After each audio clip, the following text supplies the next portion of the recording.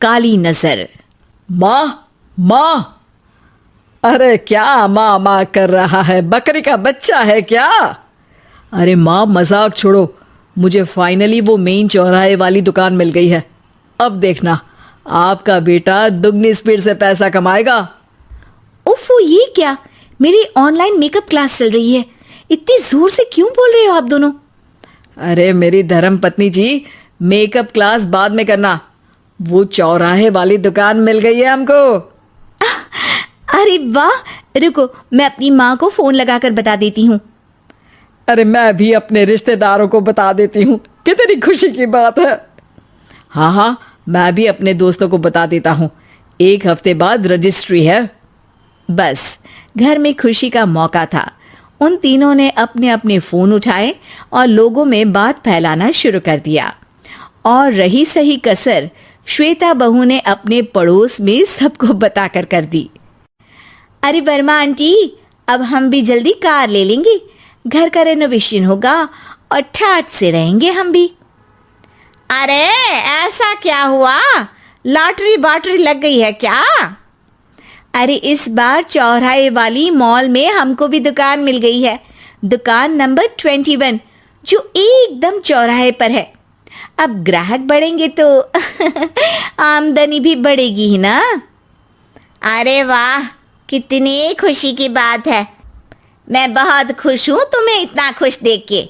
बाकी एक बात कहूँ, सबको मत बताते फिरना, किसी की नजर लग जाएगी तो खुशी की खबर वापस लौट जाएगी। हैं? ऐसे थोड़ी ना होता है, अब डरा रही हो। अरे सही कह रही हूँ, काली नजर कहते हैं इस चीज को, जब आप किसी को कुछ बताओ और वो काम बिगड़ जाए। अरे लेकिन मैं तो। तुमने सबको बता दिया ना? हाँ, फोन लगा लगा के। अब बच के रहना, काली नजर बड़ी खतरनाक होती है। श्वेता इतनी खुश रहती है कि वो वर्मा आंटी की बात पर ध्यान ही नहीं देती, जबकि पड़ोस में और भी लोगों से खुशी की खबर शेयर करती रहती है। अगले दिन राजेश बहुत दुखी होकर घर आता है। अरे बेटा क्या हुआ? मुंह क्यों सूजा हुआ है? मधुमक्खी ने काट लिया क्या? माँ, वो दुकान किसी और के पास चली गई, किसी ने ज्यादा भाव लगा दिया। अरे पर बात तो आपसे हुई थी ना उस दुकान वाले की? हाँ, आज मैं टोकन अमाउंट देने गया था, तब मुझे पता चला कोई आकर सुबह मुझसे पहले ही ज्यादा अमाउंट दे गया। काली नजर। क्या कहा? वर्मा आंटी ने समझाया था कि किसी को बताना मत, वरना काली नजर लग जाएगी। अच्छा, तुम्हें उनकी बात मान लेनी चाहिए थी। उनकी बात मान लेती, लेकिन उसके पहले ही सबको बता चुके थे ना हम तीनों। अरे अगली बार से ध्यान रखेंगे, कोई भी नई चीज होगी तो किसी को नहीं बताएंगे। तीनों कुछ दिन ऐसे ही रहते हैं, पर एक दिन श्वेता को एक मेल आता है। राजेश, मेरा ऑनलाइन मेकअप कोर्स कंप्लीट हो गया, अब मैं खुद का पार्लर खोल सकती हूँ। अरे वाह, अपने मोहल्ले में ही खोलते हैं? ये जो घर के सामने दुकान है ना, वहीं?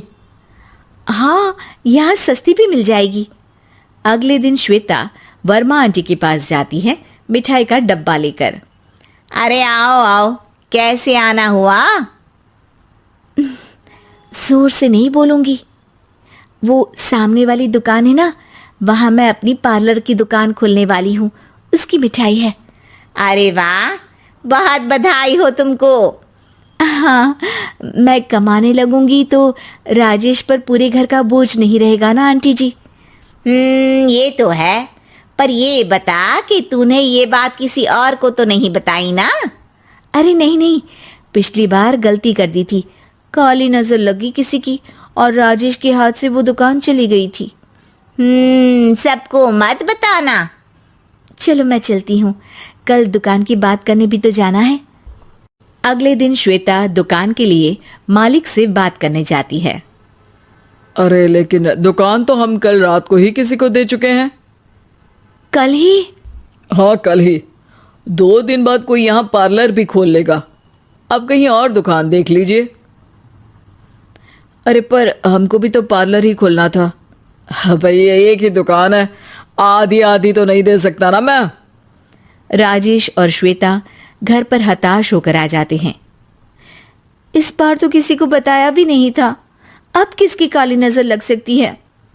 सुनो, तुमने माँ को बताया था क्या? अरे कैसी बात कर रही हो, माँ की नजर थोड़ी ना लगेगी। पक्का तुमने किसी को नहीं बताया था ना?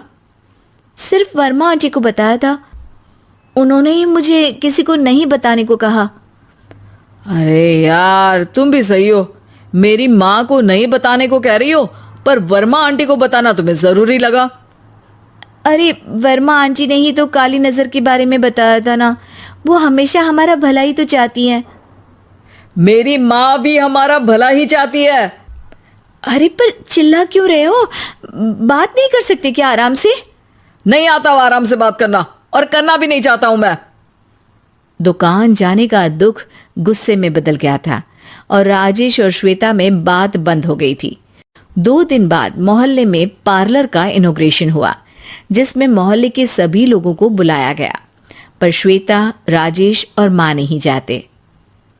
माँ अंदर आ जाओ, क्या देख रही हो?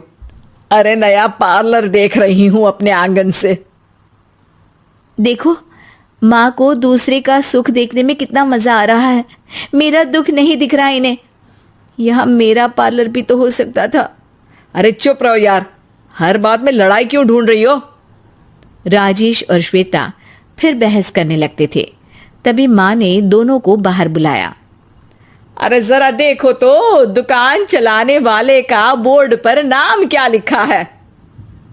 श्रुति वर्मा। गाड़ी निकाल बेटा, हमें कहीं जाना है। काली नजर का इलाज कराने? राजेश अपनी बाइक निकालता है। तीनों ट्रिपलिंग कर रहे हैं।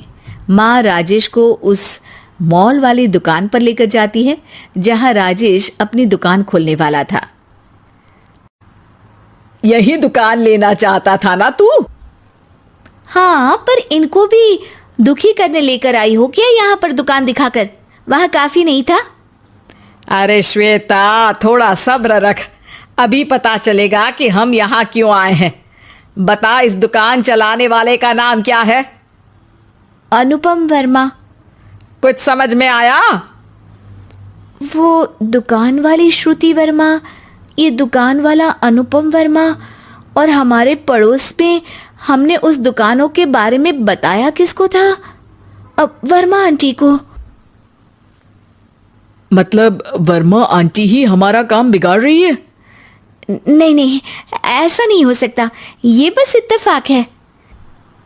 राजेश अपना फोन निकालता है और श्रुति वर्मा और अनुपम वर्मा के नाम फेसबुक पर सर्च करता है, जहां ये दोनों ही वर्मा आंटी के रिश्तेदार होते हैं।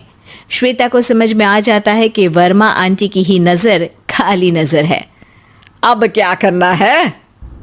कोई भी खुशी की खबर हो तो काली नजर से बचना है, यानी वर्मा आंटी से बचना है।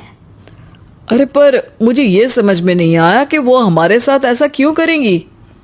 अरे बेटा, एक सीख है, दूर के आदमी को आपकी तरक्की से कम परेशानी होगी, पड़ोसी को ज्यादा।